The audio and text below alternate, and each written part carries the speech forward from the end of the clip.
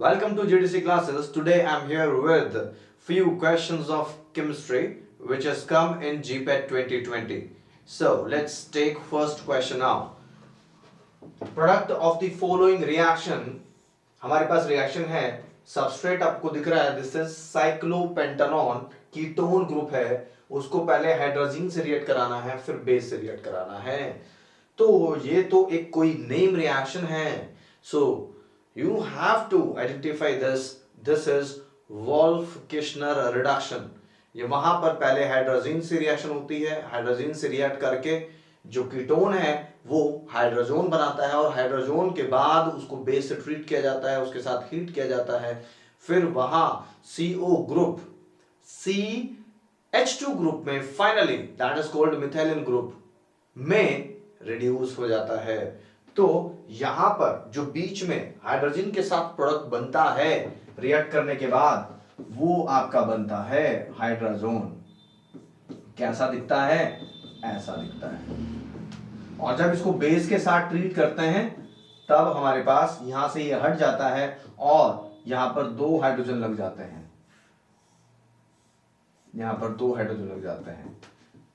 तो यहां पर फाइनली होता क्या है, जो CO ग्रुप है हमारा, या मैं कहूं CO ग्रुप, वो फाइनली कन्वर्ट होता है CH2 ग्रुप में। Yes of course. सो यहां पर हमारे पास ऑप्शंस दिए हैं, यानी कि यहां CO हट के सीधा सीधा सा CH2 ग्रुप आ जाता है, तो ए ऑप्शन यहां पर हमारा करेक्ट होगा। कुछ एक्सप्लेनेशन फर्दर देखते हैं। सो अबाउट 𝙂𝙂𝙎𝑃 रिडक्शन, यहां पर एल्डिहाइड और कीटोन को रिड्यूस किया गया है, यानी कि CO ग्रुप को, कार्बन ग्रुप को स्पेशली एल्केन में। ठीक है, so here the same reaction is here and you can see site the reference here. Next question देखते हैं। When adhesive attraction between molecules of different species exceeds, ज्यादा हो जाता है, cohesive attraction between like molecules, the deviation according to the Raoult's law is said to be। Simple सी बात है, actually जो सॉल्यूशंस राउल्स लॉ को फॉलो करते हैं वो आइडियल सॉल्यूशन होते हैं, और जो नहीं फॉलो करते हैं वो नॉन आइडियल सॉल्यूशंस होते हैं। जो नॉन आइडियल सॉल्यूशंस हैं वो पॉजिटिव डेविएशन शो करते हैं फ्रॉम राउल्स लॉ, या वो नेगेटिव डेविएशन शो करते हैं। तो let's see this now, positive and negative deviation किस तरह से होगा, और आइडियल में सॉल्यूशन में कैसे मॉलिक्यूल्स के बीच में एडेसिव एंड कोहेसिव फोर्स काम करने वाला है। सो अगर मेरे पास A and B type of solvent है, लिक्विड्स हैं, उनको एक दूसरे में मिला रहे हैं, फर्स्ट कंडीशन में अगर AB इंटरेक्शन यानी कि जो एडेसिव फोर्स है वो इक्वल होगा A अट्रैक्शन के एंड BB अट्रैक्शन के, अगर वो इक्वल होगा, मतलब हुआ कि adhesive force is equal to cohesive force which are existing between the same type of liquid molecules. अगर ये सब बराबर होगा तो ये हमारे पास आइडियल सॉल्यूशन होगा और ये राउल्स लॉ को फॉलो करता है। लेकिन अगर AB इंटरेक्शन यहां ज्यादा होगा, AA interaction and BB interaction से, तो ये हमारे पास नॉन आइडियल सॉल्यूशन होगा। अगर ये ज्यादा हुआ, इसका मतलब क्या हुआ, AB इंटरेक्शन जिसको हमने कहा adhesive force is more than the cohesive force, जो आपको क्वेश्चन में दिया हुआ है। इसका मतलब वहां आपके पास नॉन आइडियल सॉल्यूशन बनने वाला है, और ये नॉन आइडियल सॉल्यूशन कौन सा होगा, ये आपका नेगेटिव डेविएशन शो करने वाला होगा। Negative deviation from Raoult's law show करेगा। नेगेटिव डेविएशन का मतलब हुआ कि A B के बीच में जो एडेसिव फोर्स है वो बहुत ज्यादा है। अब क्या करना पड़ेगा, वेपर्स बनाने के लिए उसको ज्यादा टेंपरेचर देना पड़ेगा, यानी कि उसका वेपर प्रेशर सॉल्यूशन का घट जाएगा मतलब नेगेटिव हो जाएगा, नॉर्मल से ग्राफ नीचे चला जाएगा। नेक्स्ट केस हमारे पास है, अगर AB इंटरेक्शन कम होगा AA इंटरेक्शन से एंड BB इंटरेक्शन से, ये भी हमारे पास नॉन आइडियल सॉल्यूशन बनाएगा, लेकिन ये पॉजिटिव पॉजिटिव डेविएशन शो करेगा।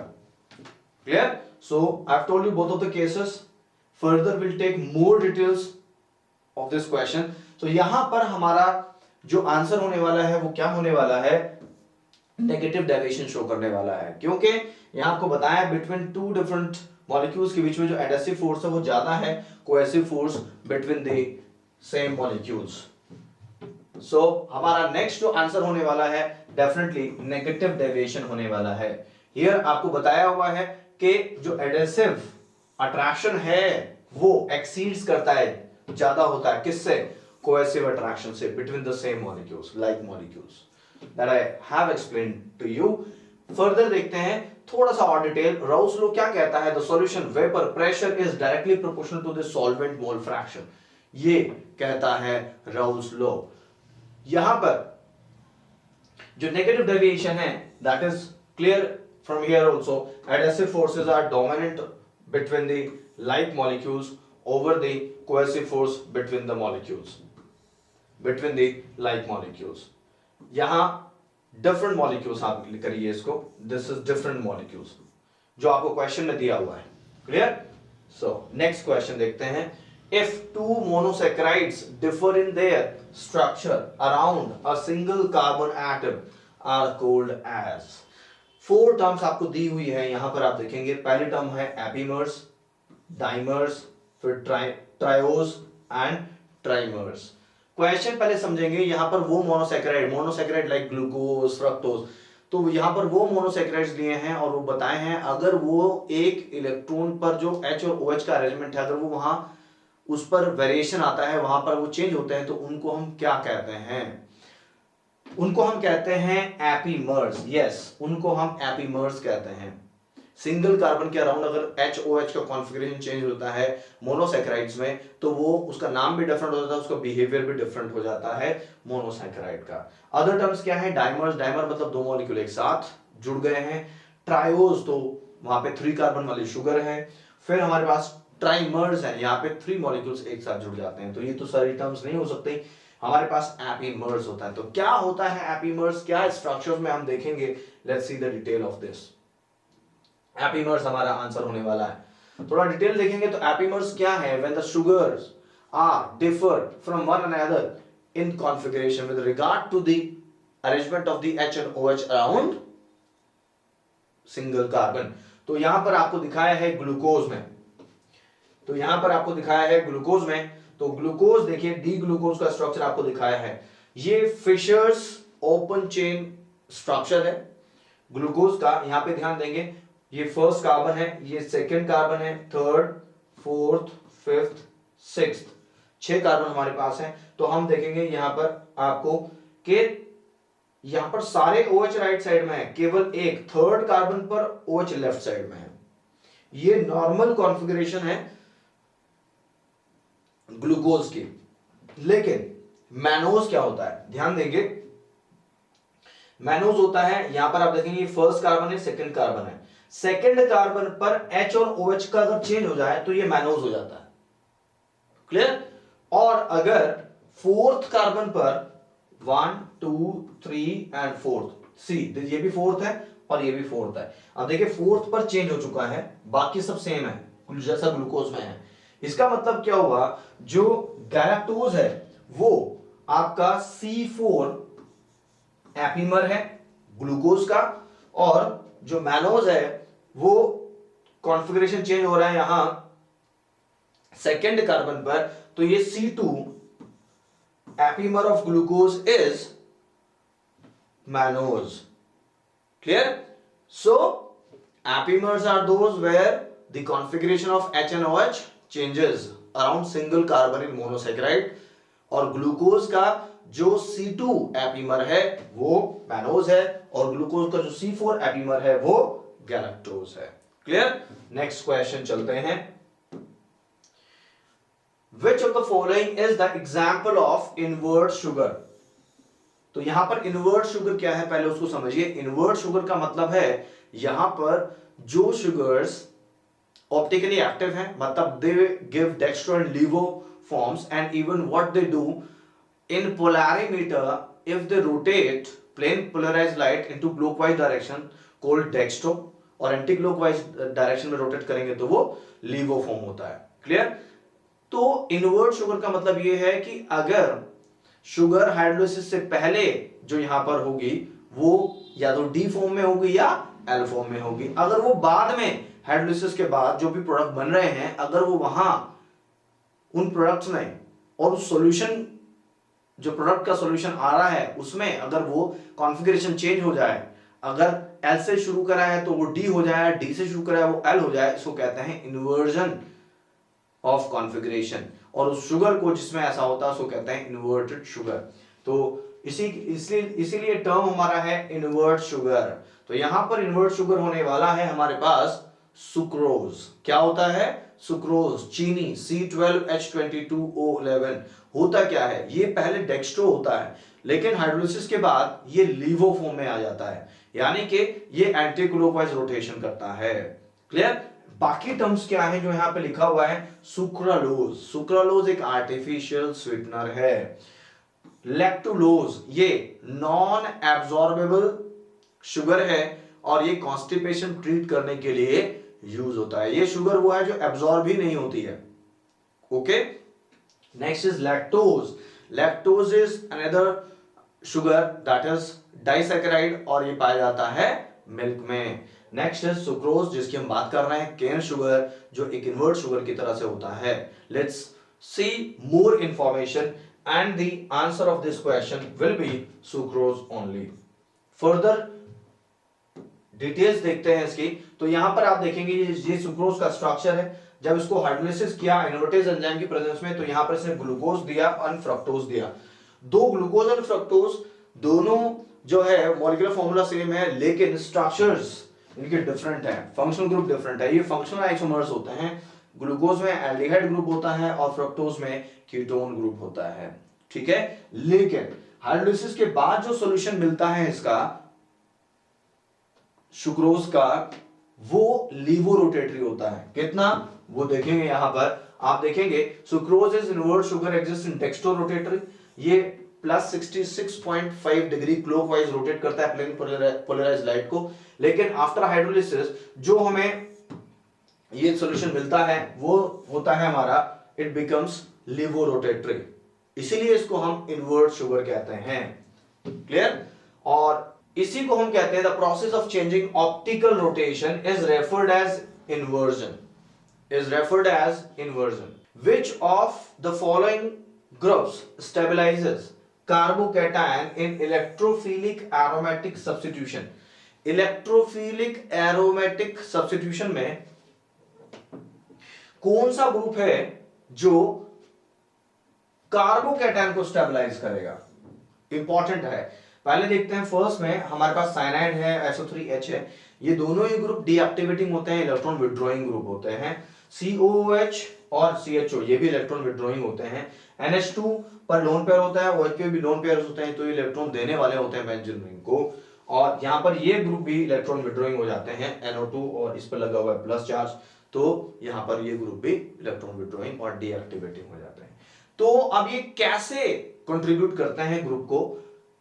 तो यहां पर जो हमारे पास ग्रुप आने वाला है, जो ऑप्शन आने वाला है, वो सी ऑप्शन है। जो बेंजीन रिंग को इलेक्ट्रॉन देंगे तो वहां पर इलेक्ट्रॉन डेंसिटी बढ़ जाएगी। अब वो इलेक्ट्रॉन डेंसिटी कार्बोकैटायन को स्टेबलाइज करने के काम में आएगी। ओके, सो कैसे ये प्रोसेस होता है, लेट्स सी। इसके ऑपोजिट, अगर आप इलेक्ट्रॉन विड्रॉइंग ग्रुप लगे हुए हैं, जब इलेक्ट्रॉन विड्रॉइंग ग्रुप लगे होंगे तो वहां पर रिंग पर नेगेटिव चार्ज नहीं आने वाला, वहां पर रिंग पर पॉजिटिव चार्ज आएगा, ऑर्थो और पैरा पोजीशन पर। तो वहां इसलिए वो कार्बोकैटायन को स्टेबलाइज नहीं कर पाएगा। तो NH2 और OH ग्रुप कैसे स्टेबलाइज करते हैं, लेट्स अंडरस्टैंड दिस। तो हमारे पास जैसे बेंजीन रिंग पर हमारे पास यहां आप देखेंगे OH ग्रुप है, तो आप देखिए OH ग्रुप, जब ये इलेक्ट्रॉन यहां माइग्रेट होता है तो ये यहां चले जाता है। अभी यहां आप देखेंगे नेगेटिव चार्ज इस कोने पर आ जाता है, ऑक्सीजन प्लस। अभी यहां कार्बोकैटायन आए, कार्बोकैटायन का मतलब है कि यहां पर हमारे पास अब आ गया CH3 प्लस आयन, और CH3 प्लस आयन कार्बोकैटायन है। ये कौन सी रिएक्शन यूज होता है? फ्रीडल क्राफ्ट एल्काइलेशन रिएक्शन में कार्बोकैटायन अटैक करता है ऑन द रिंग। अब रिंग पर अटैक करेगा, अगर रिंग पर नेगेटिव चार्ज होगा तभी तो ये नेगेटिव चार्ज इसको स्टेबलाइज करेगा, इसको पिक करेगा और यहां पर ये प्रोडक्ट बनेगा। इसके अपोजिट अगर हमारे पास जो भी मैंने वहां पर इलेक्ट्रॉन विड्रॉइंग ग्रुप दिखाए हैं, जब वो इलेक्ट्रॉन विड्रॉइंग ग्रुप जो पीछे एक्सप्लेन करे गए हैं पिछली स्लाइड में मैंने करे हैं, जब ये इलेक्ट्रॉन खींचेगा ऊपर की तरफ, नीचे की तरफ नहीं, जब ये ऊपर की तरफ खींचेगा तो ऐसे ऊपर की तरफ खींचेगा तो ये इलेक्ट्रॉन यहां जाएंगे, जब ये यहां जाएंगे तो इस पर आएगा पॉजिटिव चार्ज। अभी यहां अगर CH3 पॉजिटिव होगा तो ये इसको स्टेबलाइज नहीं कर पाएगा, इसको रिपेल करेगा।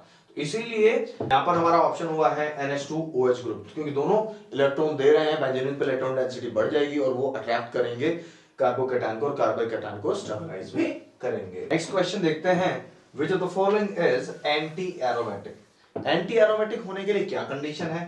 4n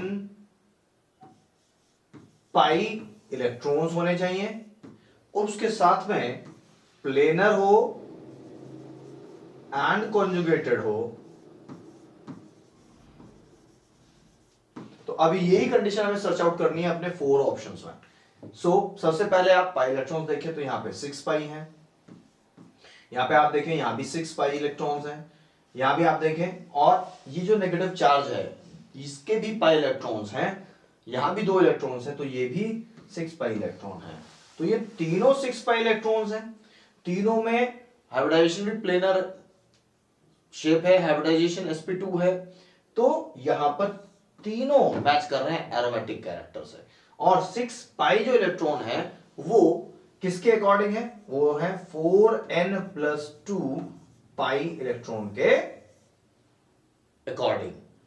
अब जो डी ऑप्शन हमारा है आप देखेंगे वहां पे है 4 पाई इलेक्ट्रॉन, जो कि हमारा 4n+2 पाई सिस्टम से मैच नहीं करता, एरोमेटिक सिस्टम से मैच नहीं करता, लेकिन उसके अलावा सारे कार्बन sp2 हाइब्रिडाइज्ड हैं और ये प्लेनर भी है, कॉन्जुगेटेड भी है, इसलिए ये जो हमारे पास डी ऑप्शन होगा ये ही हमारे पास एंटी एरोमेटिक होने वाला है, क्योंकि इसके पास 4n पाई इलेक्ट्रॉन है। क्लियर? प्लेनर है, कॉन्जुगेटेड भी है। So D option will be the anti aromatic here. So D option will be the correct option here. The specific reagent used in scrap synthesis of quinoline. Scrap synthesis of quinoline में क्या use होता है? Just recall the things.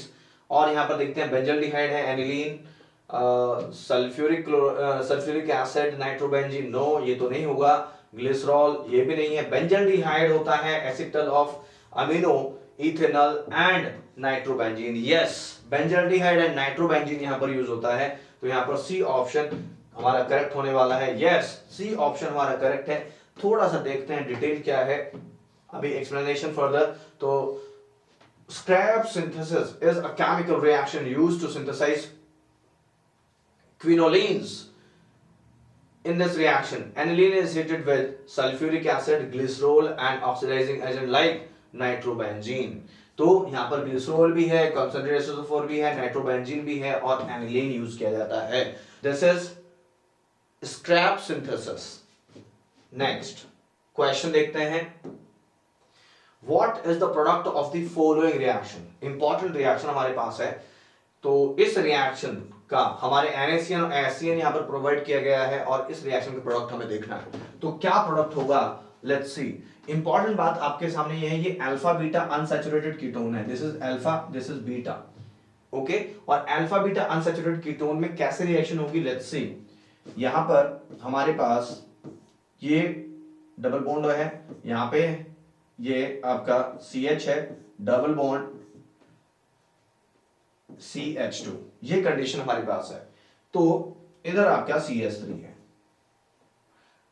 यहां पर होगा क्या, ये reaction जो है एसिडिक मीडियम में होती है, HCl, लिटिल एसिडिक मीडियम। यहां पर इसके पास लोन पेयर ऑफ इलेक्ट्रॉन होते हैं, तो ये इसको लोन पेयर देता है। नेक्स्ट कंडीशन हमारे पास जो आती है, वो जो आती है यहां पर ये प्लस चार्ज आ जाता है इस पर, और यहां पर ये H इससे जुड़ जाता है। नेक्स्ट कंडीशन में ये हमारे पास CH डबल बॉन्ड CH2 ये बनी हुई होती है। अभी क्या होगा, इस ऑक्सीजन को सेटिस्फाई करने के लिए यहां पर ये बॉन्ड यहां शिफ्ट हो जाता है इस ऑक्सीजन पर। क्लियर?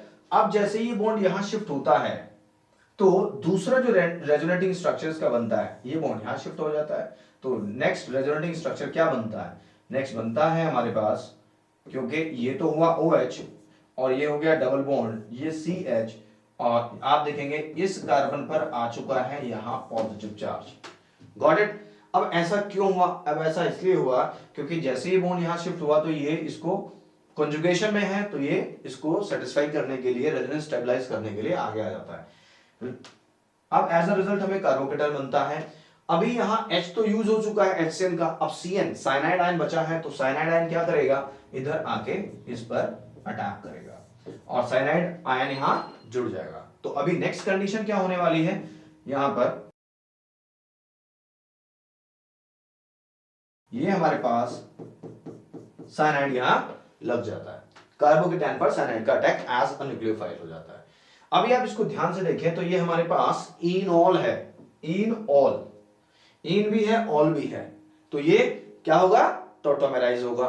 टोटोमेराइज होने के बाद क्या होगा? ये बॉन्ड जाएगा यहां, ये इसको पिक करेगा और ये बॉन्ड जाएगा यहां। प्रोडक्ट क्या बनेगा हमारा? Let's see, this will be the product. ये तो वापस से कीटोन हो जाता है और ये डबल का सिंगल बॉन्ड हो जाता है, तो दिस इज CH2, क्योंकि एक H और ले लिया इसने, उसके बाद ये हमारा CH2 और यहां CN लगा हुआ है। Clear? So this will be our product. Now you can understand, now you can click आपका प्रोडक्ट चारों ऑप्शन में से कौन सा होने वाला है। सो आप इसको सिंपली कैसे लिख सकते हैं? CH2 को आप कॉर्नर से दिखा सकते हैं, CH2 को कॉर्नर से दिखा सकते हैं, तो हमारे पास प्रोडक्ट क्या आने वाला है?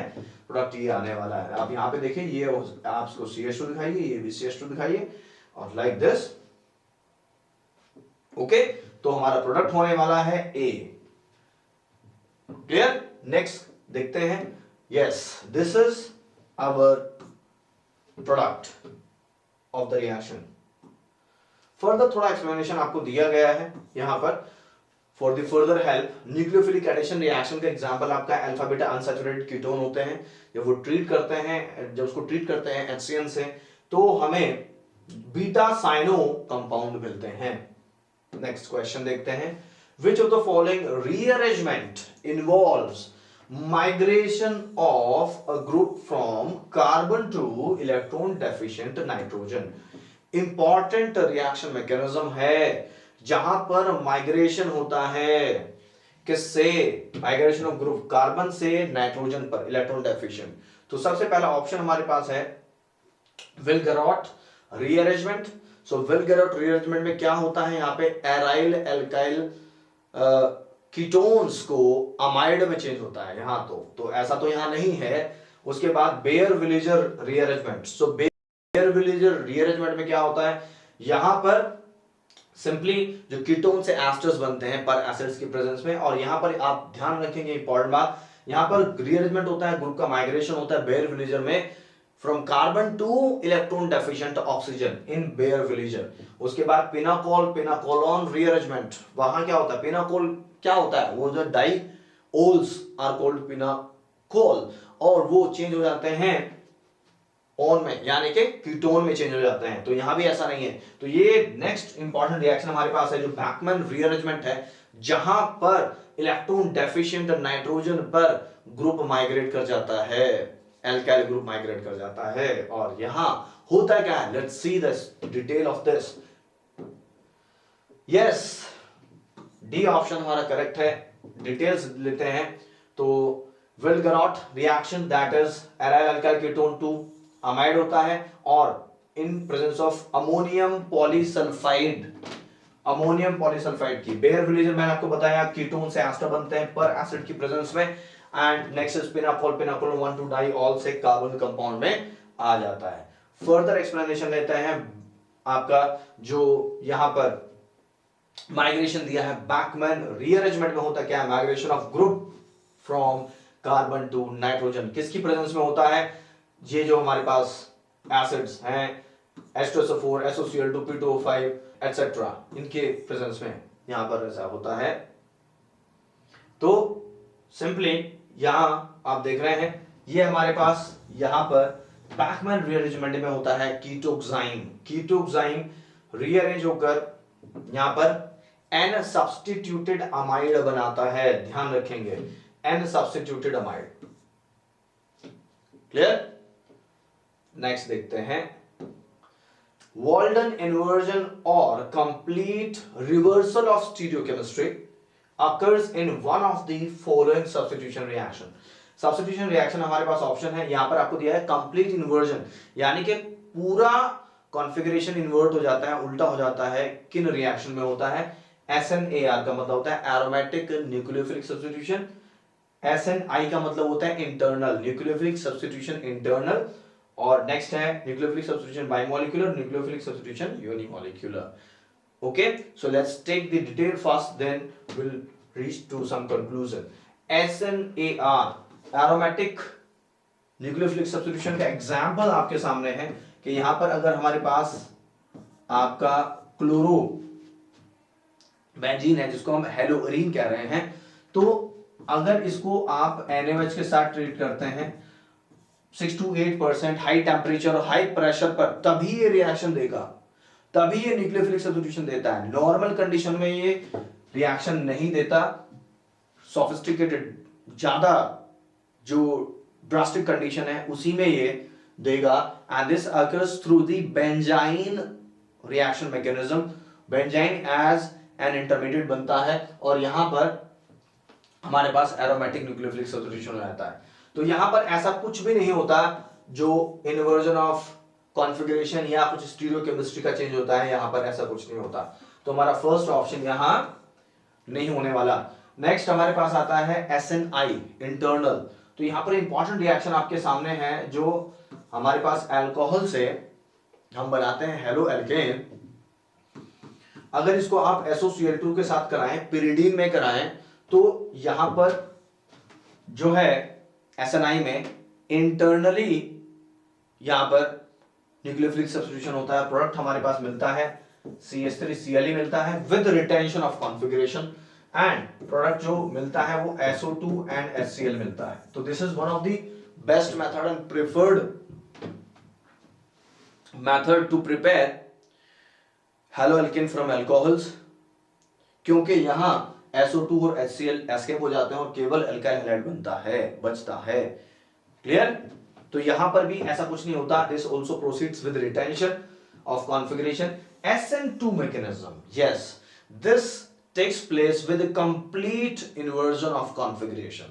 SN2 में complete inversion of configuration हो जाता है and it occurs like, अगर H यहां पर लिए जाएं और यहां पर हमारे पास Cl है, कोई न्यूक्लियोफाइल हमारे पास OH न्यूक्लियोफाइल हमने लिया है, तो कंप्लीट इन्वर्जन यहां हो जाता है।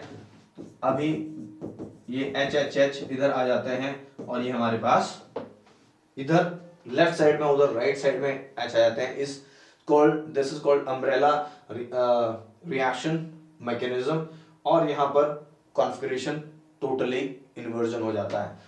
SN1 रिएक्शन में ऐसा नहीं होता। SN1 में क्या होता है? SN1 में रेसिमाइजेशन होता है विद लिटिल इन्वर्जन। रेसिमाइजेशन जो रेसिमिक मिक्सचर वो होता है जो डीएल फॉर्म इक्वल होती है और वो ऑप्टिकली इनएक्टिव फॉर्म्स होती हैं। सो यहां पर हमारा ऑप्शन, करेक्ट ऑप्शन क्या होने वाला है? डेफिनेटली SN2 रिएक्शन होने वाला है। क्लियर? नेक्स्ट क्वेश्चन देखते हैं। Propanone and two hydroxypropene are position isomers हैं, रोटामर्स हैं, चेन आइसोमर्स हैं या टोटोमर्स हैं? पहले समझेंगे दोनों की structure.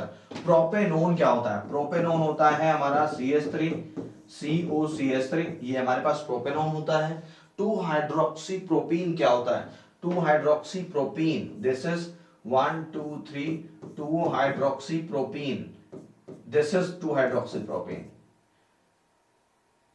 This is H and this is CH2। Okay, अब दोनों स्ट्रक्चर्स आपके सामने हैं। अब आप देख सकते हैं ये पोजीशन आइसोमरिज्म शो कर रहे हैं, फंक्शनल, चेन, रोटामर्स किस तरह के आइसोमर्स हैं। तो let's take understand on the next slide. Here I have mentioned position isomer क्या होते हैं। पोजीशन का मतलब होता है यहां पर अगर फंक्शनल ग्रुप का पोजीशन चेंज हो जाए, जैसे आपके पास CH3 CH2 CH2OH है, तो अगर ये अभी ये फर्स्ट कार्बन पे है, अभी आप सेकंड कार्बन पर लगा दें तो आप देखेंगे यहाँ position of functional group change हो गया। ठीक है, नेक्स्ट है हमारे पास रोटामर्स। नेक्स्ट है रोटामर्स। रोटामर्स क्या होता है, जैसे हमने कॉन्फ़िगरेशन देखा है, आपका स्टैगर्ड एंड एक्लिप्स कन्फर्मेशन देखा है, उन्हीं को हम रोटामर्स कहते हैं। जो रोटेट होते हैं, इसको फिक्स कर दिया इधर कार्बन को, उधर कार्बन को रोटेट कर दिया, तो वो स्पेस में रोटेट हो जाते हैं और ओरिएंटेशन, डिफरेंट ओरिएंटेशन हो जाता है सभी हाइड्रोजन का। This is the example of ethane. Ethane के कन्फर्मर्स स्टैगर्ड एंड एक्लिप्स्ड कन्फर्मेशंस। तो रोटामर्स वहां भी इस तरह की फॉर्म्स ऐसा कुछ नहीं है, तो ये रोटामर्स तो नहीं हो सकता है। उसके बाद आ गया चेन आइसोमर। चेन आइसोमर मतलब जैसे हमारे पास ब्यूटेन है, सिंपली हम लिखें, अभी ये स्ट्रेट चेन है, अभी हम चेन को चेंज कर सकते हैं, तो ये हमारे पास सीधा सीधा से एग्जांपल चेन आइसोमर का हो जाता है। तो इस तरह का भी नहीं है, क्योंकि यहाँ कंडीशन थोड़ा डिफरेंट है। टोटोमर्स, टोटोमर्स में क्या होता है, यहाँ पे देखेंगे tautomers actually keto enol isomerism होता है। तो यहाँ पर आपके जैसे आपको बोला हुआ है कि यहाँ पे भाई एक तो प्रोपेनॉन है और दूसरा हमारे पास जो है ये हमारे पास स्ट्रक्चर हमारे पास है जिसको हम कह रहे हैं 2 हाइड्रोक्सी प्रोपीन। ये क्या है, 2 हाइड्रोक्सी प्रोपीन है। तो अब यहां पर एक्चुअली कीटो इनोल आइसोमेरिज्म होने वाला है। ये बॉन्ड चला जाएगा यहां, ये इस H को पिक करेगा और ये जो बॉन्ड है ये वापस यहां आ जाता है। तो आप देखेंगे यहां पर कार्बन डबल बॉन्ड हो गया, यहां पे CH3 CH2 का CH3 हो गया। इसका मतलब ये दोनों टॉटोमेरिज्म शो करने वाले हैं, कीटो इनोल आइसोमर्स होंगे। सो यही हमारा राइट ऑप्शन होगा, डी ऑप्शन। दोनों हमारे पास टोटोमर्स ही होंगे। नेक्स्ट फर्दर डिटेल आपको लिया है कीटो इनोल आइसोमेरिज्म की, जहां पर keto form of the compound is more stable होता है। क्लियर, यहां पर होता क्या है, यहां पर सिंपल प्रोटॉन ट्रांसफर होता है in an intramolecular fashion called tautomerism. Molecule के अंदर ही होता है। नेक्स्ट क्वेश्चन देखते हैं, एन एल्डोपेंटोज। एल्डोपेंटोज यानी कि पेंटोज शुगर है, 5 कार्बन वाली है, aldehyde is the functional group, can be converted into aldohexose. Aldohexose aldehyde group है, हेक्सोज 6 कार्बन वाली शुगर है। क्लियर, तो इसका मतलब क्या हुआ, पेंटोज हेक्सोज में आ गया, यानी कि एक कार्बन बढ़ गया, यानी कि एक्सटेंशन हो गया। तो वो किस रिएक्शन के द्वारा होता है, यहां पर आपको दिया है Ruff's degradation, Wohl's method, Wohl's degradation भी कहते हैं, that is Kiliani Fischer synthesis and then is Hofmann degradation method. So देखते हैं, रफ डिग्रेडेशन भी डिग्रेडेशन मेथड है, मतलब ये रिडक्शन मेथड है। यहाँ पे नंबर ऑफ कार्बन रिड्यूस हो जाते हैं मोनोसैकेराइड्स में, शुगर में। अगर 6 कार्बन है तो 5 रह जाएंगे, 5 है तो 4 रह जाएंगे। इसी तरह से वोल्स मेथड भी यही है। यहाँ पर एल्डोहेक्सोज लाइक हमारे पास है, जैसे ग्लूकोज है, ग्लूकोज को यहाँ चेंज कर दिया जाता है 5 कार्बन में। क्लियर, और 5 कार्बन रिड्यूस, ये भी रिडक्शन मेथड है, ये भी रिडक्शन, ये भी मतलब डिग्रेडेशन मेथड है दोनों। Kiliani Fischer, yes of course this is the method to add 1 more carbon in the sugar. 5 है तो वो 6 में, 4 है तो 5 में कन्वर्ट हो जाता है, 5 कार्बन में। और हॉफमैन डिग्रेडेशन हमारा है सिंपली अमाइड से अमीन बनते हैं, तो ये तो यहाँ पे हो ही नहीं सकता। अभी थोड़ा डिटेल देखते हैं तीनों रिएक्शंस की। लेट्स सी, यस किलानी-फिशर सिंथेसिस होने वाला है। अभी फर्दर देखते हैं किलानी-फिशर सिंथेसिस में होता क्या है, रफ डिग्रेडेशन में क्या होता है। Kiliani Fischer synthesis is the method जहां पर जो है extending the carbohydrate by single carbon, और यहां पर method shortening the carbohydrate with 1 single carbon. अगर फर्दर रिप्रेजेंटेशन देखें तो आप देख सकते हैं यहाँ पर आपके पास कार्बन है 1 2 3 4 5 कार्बन पेंटोज है हमारे पास, और पेंटोज से हमें मिल रहा है हेक्सोज। आप देखिए लास्ट में हमें यहाँ हेक्सोज मिलने वाला है 1 2 3 4 5 6, ये हेक्सोज हमें मिल रहा है। This is Kiliani Fischer synthesis, this is Kiliani Fischer synthesis. Basic क्या है, यहाँ पर इसको सोडियम साइनाइड से रिएक्ट किया जाता है, साइनाइड यहाँ पर CN यहाँ पर ऐड किया जाता है कार्बन ग्रुप पर एडिशन रिएक्शन के थ्रू, फिर उसको हीट किया जाता है। हीट करने के बाद हमें जो स्ट्रक्चर मिलती है, उसके बाद उसको सोडियम और मरकरी यानी कि सोडियम अमलगम के साथ ट्रीट करके सीधा सा 1 कार्बन ऐड कर दिया जाता है। ये this is Kiliani Fischer and Ruff degradation is like the same. यहाँ पर 4 कार्बन है, 4 कार्बन को रिड्यूस कर दिया गया है 3 कार्बन में, and this is by treating with Br2 bromine water के साथ और फिर पेरोक्साइड के साथ में ट्रीट किया जाता है। Okay, and the third one जो हमारे पास, जिसको हम कह रहे हैं वोल्स मेथड। वोल्स मेथड भी इसी तरह से है। वहां पर जो हमारे पास हेक्सोस शुगर है, एल्डोहेक्सोस, खासतौर से ग्लूकोज को 5 कार्बन में ले लिया जाता है, रिड्यूस कर दिया जाता है। तो इस तरह से हमारा ऑप्शन यहाँ केवल क्लानी-फिशर सिंथेसिस ही होगा। नेक्स्ट इंपॉर्टेंट क्वेश्चन हमारे पास है, hydrated proton is called. Hydrated proton को क्या कहते हैं? वाटर प्रोटोन कहते हैं, हाइड्रोनियम आयन कहते हैं, ऑक्सोनियम आयन कहते हैं, प्रोटोन पंप कहते हैं। लेट्स सी, पहले आप समझेंगे कि वाटर प्रोटोन होता क्या है, हाइड्रोनियम आयन होता क्या है, ऑक्सोनियम आयन क्या होता है। So let's take water proton क्या है। समझने वाली बात है, वाटर प्रोटोन क्या है? जब हाइड्रोजन आयन वाटर में होता है तो इससे वाटर H2O यहां पे आ जाता है, इसको एक इलेक्ट्रॉन दे देता है, तो क्या बनता है? HO3 प्लस आयन कहते हैं, इसको कहते हैं हाइड्रोनियम आयन। Got it? अब ये हाइड्रोनियम आयन जब वाटर में प्रेजेंट होता है, जब वाटर से जब ये सराउंड होता है, तब हम इसको वाटर प्रोटोन कहते हैं। तो कैसे दिखाई देता है वहां पर आप ध्यान देंगे, ये हमारे पास हाइड्रोनियम आयन है, ओके, और इसके चारों तरफ एक एक वाटर मॉलिक्यूल यहां हाइड्रोजन बॉन्डिंग के थ्रू इसको सराउंड करके रखता है। क्लियर? ये इसको ऐसे हम रिप्रेजेंट करते हैं, ऐसे, इस तरह से। ओके, तो ये जो पूरा स्ट्रक्चर हमारे पास आता है, इसी को हम कहते हैं वाटर प्रोटोन। और इंपॉर्टेंट बात है, इसको हम रिप्रेजेंट कैसे करते हैं? फिर रिप्रेजेंट करते हैं नंबर ऑफ कार्बन, हाइड्रोजन सब काउंट करके रिप्रेजेंट करते हैं। तो कितने हाइड्रोजन हो जाते हैं? 1 2 3 4 5 6 7 8 हाइड्रोजन हमें दिख रहे हैं यहाँ पे। 9, बल्कि 2 2 4 2 6 और 3 9, तो H9O कितने हैं हमारे पास? 1 2 3 4 और एक पर पॉजिटिव चार्ज है, तो H9O4 प्लस चार्ज स्पीशीज को हम कह रहे हैं वाटर प्रोटोन। क्या कह रहे हैं? Water proton. Hydronium ion, that I have told you, clear, that is H3O plus ion is hydronium ion. Next है ऑक्सोनियम आयन। ऑक्सोनियम आयन क्या होता है? ऑक्सोनियम आयन जैसे हमारे पास ROH है, जब अल्कोहल है और जब ये प्रोटोनेट होता है, ये H प्लस को पिक कर लेता है, तो हमारे पास बनता है RH और इस पर ऑक्सीजन पर पॉजिटिव चार्ज।